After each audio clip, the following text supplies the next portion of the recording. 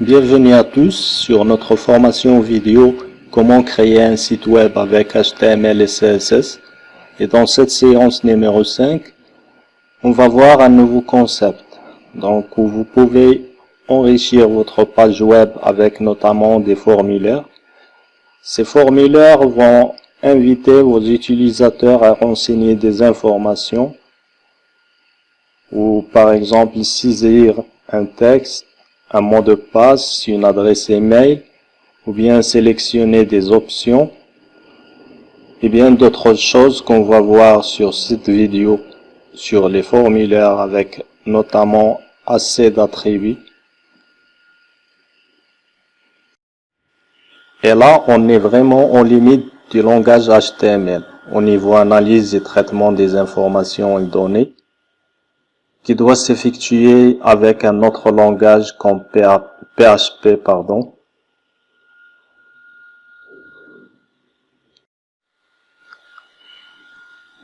Au niveau des formulaires, on doit poser la question sur comment envoyer des informations et par quels moyens. Donc pour cela, on a la méthode get, assez utilisée parce qu'il limite les caractères à 255 caractères et les informations seront envoyées sur une adresse URL. On a aussi la méthode post, c'est la plus utilisée.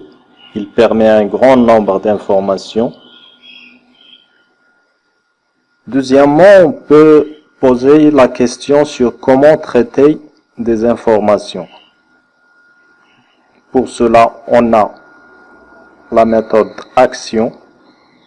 Donc, c'est l'adresse de la page, par exemple, en PHP qui va traiter vos informations. Donc, mais ce détail ne nous intéresse pas vraiment. Pour écrire un formulaire en HTML, on utilise la balise form avec une première attribut méthode, donc pour envoyer les informations, et une attribut action pour traiter les informations. Et premièrement, nous allons voir les zones de saisie les plus basiques. Donc il y a deux types de zones de texte. Il y a les zones de texte monoligne et des zones de texte multiligne. Nous allons voir comment insérer une zone de texte. Donc pour cela, on va premièrement faire un champ qui va indiquer aux utilisateurs quelle information à remplir. Donc pour cela, label est une balise importante. Donc je fais label, votre nom, et je ferme la balise. Maintenant, je vais écrire mon champ de saisie. Pour cela, je vais faire input avec l'attribut type. Dans l'attribut type, je mets texte. Donc, je ferme la balise.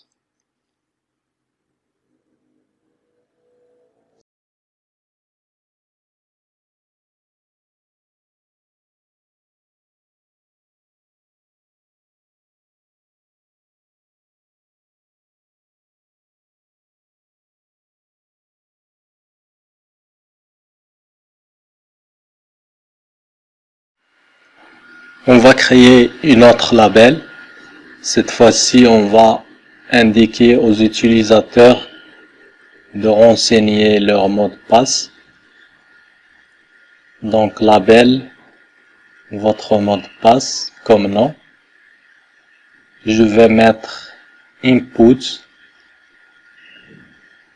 Alors, cette fois, l'attribut type, on va mettre password.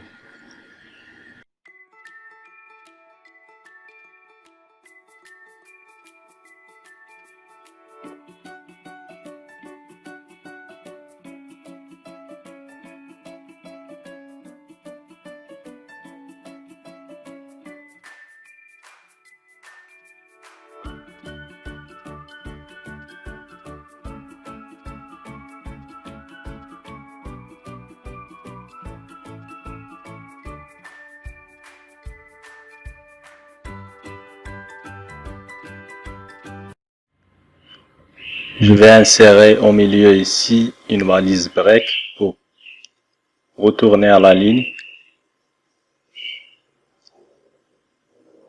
Donc c'est juste pour que ce soit un petit peu lisible au niveau d'organisation de votre formulaire. Là, comme vous voyez, quand je fais entrer mon mot de passe, les caractères ne s'affichent pas.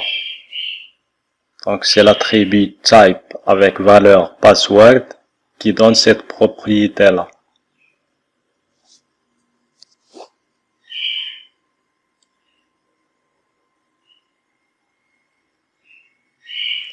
Donc on a deux champs de saisie avec deux labels, votre nom, votre mot de passe.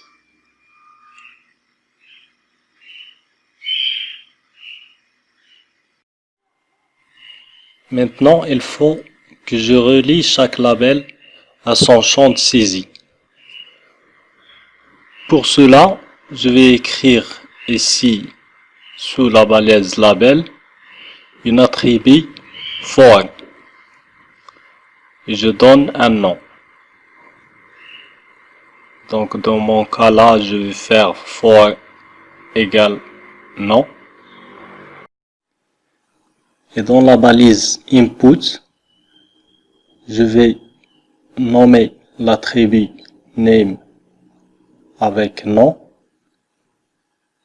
et l'attribut ID, je vais lui donner nom. Donc comme ça, quand je tape avec le curseur sur label votre nom, il m'amène directement au champ de saisie. Et de la même manière, je vais relier la deuxième label au deuxième champ de saisie. Donc label for égale à key, inputs, donc je vais faire name égale key, ID égale à key.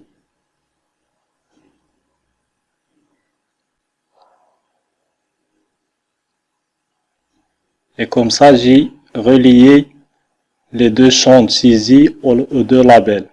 Donc la première label votre nom à son champ de saisie et votre mot de passe au champ qui convient.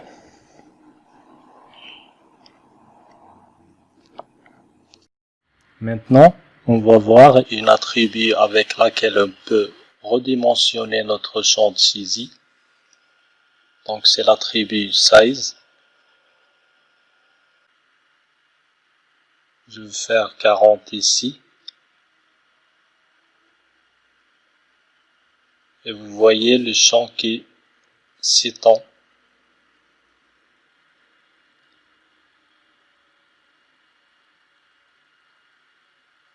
Je vais changer la valeur en 30.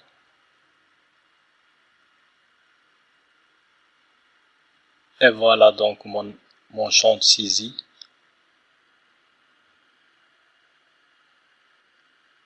On peut également modifier l'intérieur du champ de saisie avec un texte qu'on peut écrire pour indiquer aux utilisateurs qu'est-ce qu'ils doivent écrire sur le champ. Avec l'attribut placeholder, donc ici votre nom par exemple. Avec l'attribut maxLength, on peut donner un nombre de caractères maximal à notre champ de saisie et on peut le limiter donc en un nombre.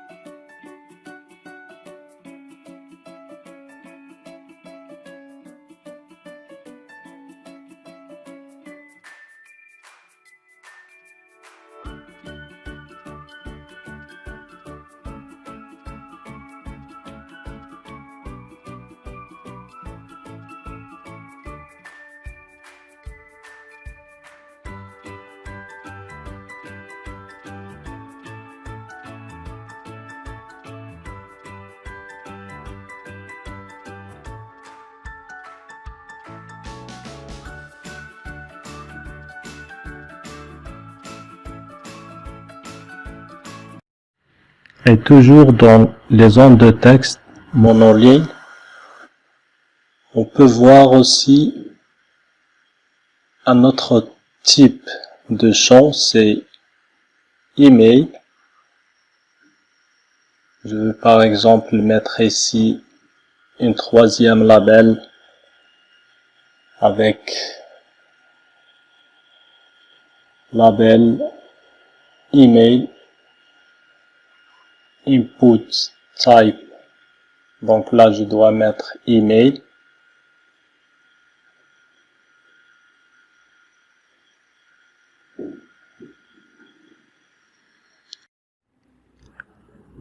Et à chaque fois qu'on vous mettez un label et un champ de saisie, n'oubliez pas de les relier.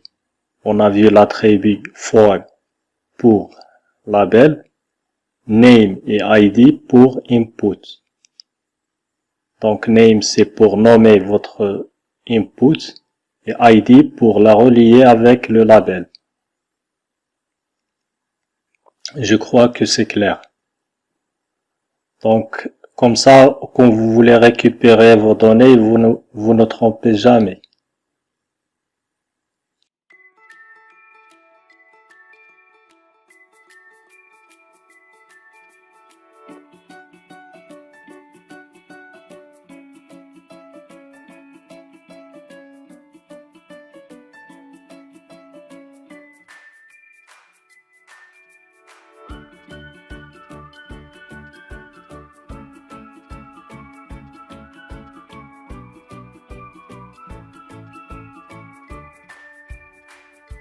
On peut voir aussi des attributs de type date ou bien date pour permettre aux utilisateurs d'insérer une date.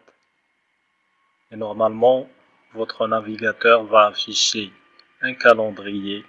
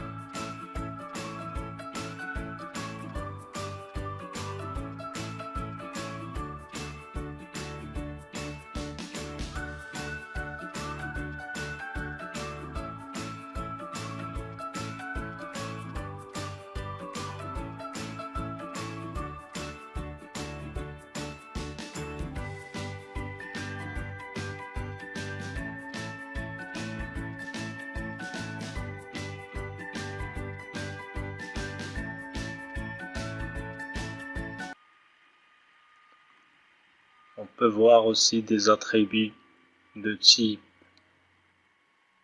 range ou bien color ou bien tel pour insérer un téléphone.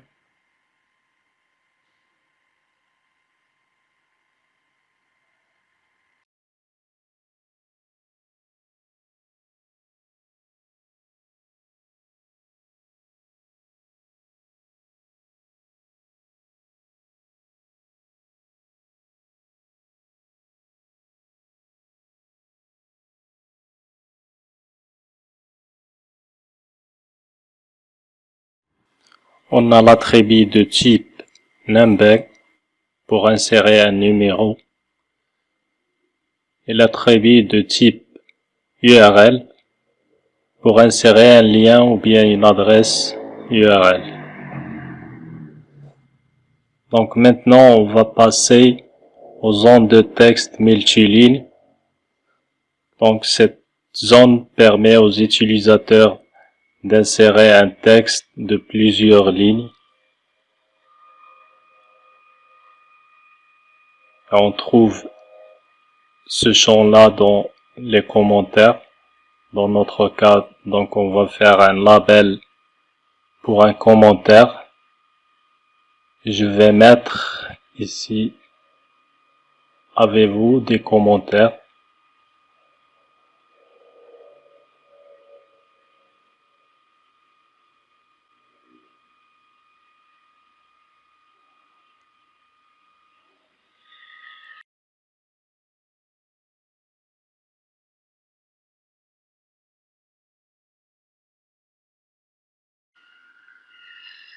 Ce champ-là, on le met avec la balise texte aérien.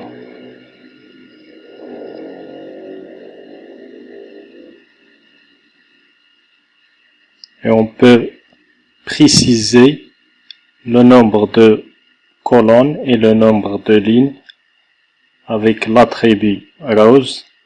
On donne un nombre de lignes et l'attribut columns et on donne un nombre de colonnes.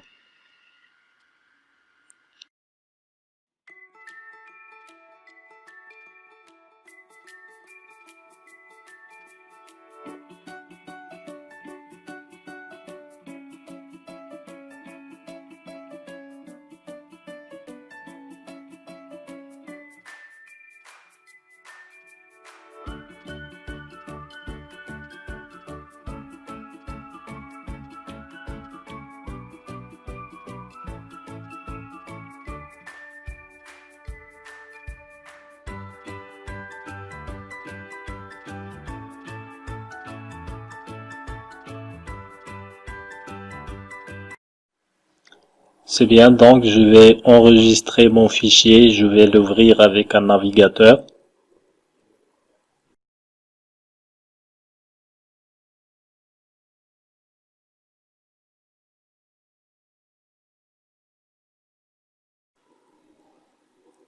Et voilà une zone interactive de la page dans laquelle nos visiteurs peuvent saisir des informations. Un petit rappel à propos de tout ce que nous avons vu cette séance. Donc on délimite un formulaire avec la balise forme à laquelle il faut ajouter des attributs méthode, c'est le mode d'envoi des données, et action, page vers laquelle le visiteur sera redirigé après envoi du formulaire. Et donc cette page qui va traiter les informations. Une grande partie des éléments du formulaire peuvent s'inscrire avec la balise input. La valeur de son attribut type permet d'indiquer quel type de champ doit être inséré, par exemple texte pour zone de texte, password pour zone de texte pour un mot de passe, tel pour un numéro de téléphone.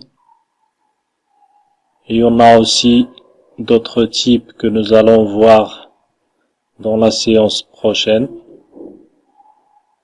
Donc j'espère que vous avez retenu pas mal de choses à propos des formulaires. Je donne rendez-vous la prochaine séance. Merci et à bientôt.